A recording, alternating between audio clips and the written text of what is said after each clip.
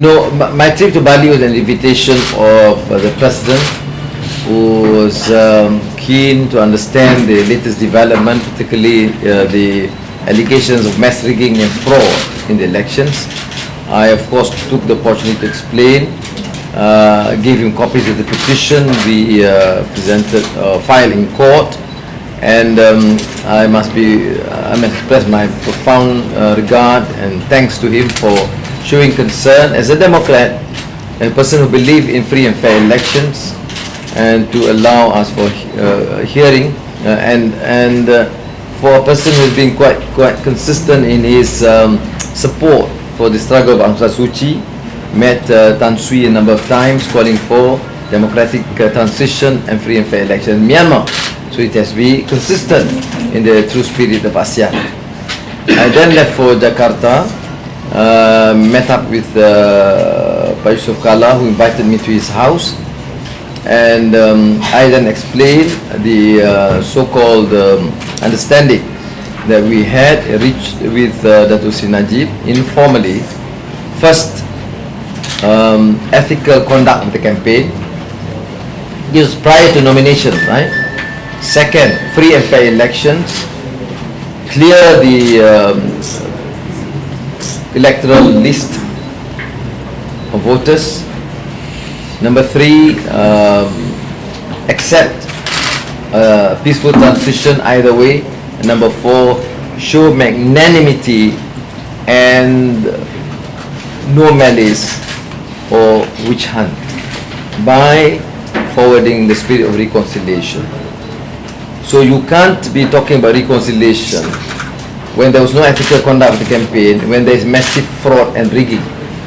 So I said we have to clear this, and I told both the President of Indonesia and the former Vice President Yusuf Kala that I would then present this case to the media on the following Sunday, which I did.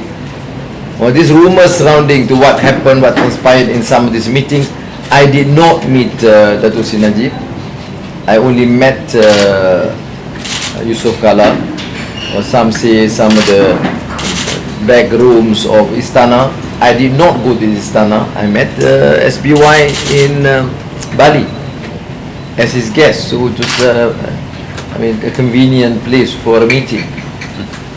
Now, of course, there are some ideas that being proposed by Yusuf Kala. I say, of course, I take note of it, but these are,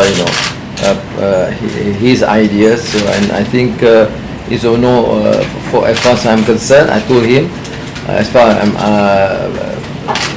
keadilan is concerned, we're committed to Pakatan, we're committed to the 22nd June movement, and I reiterated my understanding what Guru Hadi Awang mentioned, past position, their commitment to Pakatan, and their support for the June 22nd rally.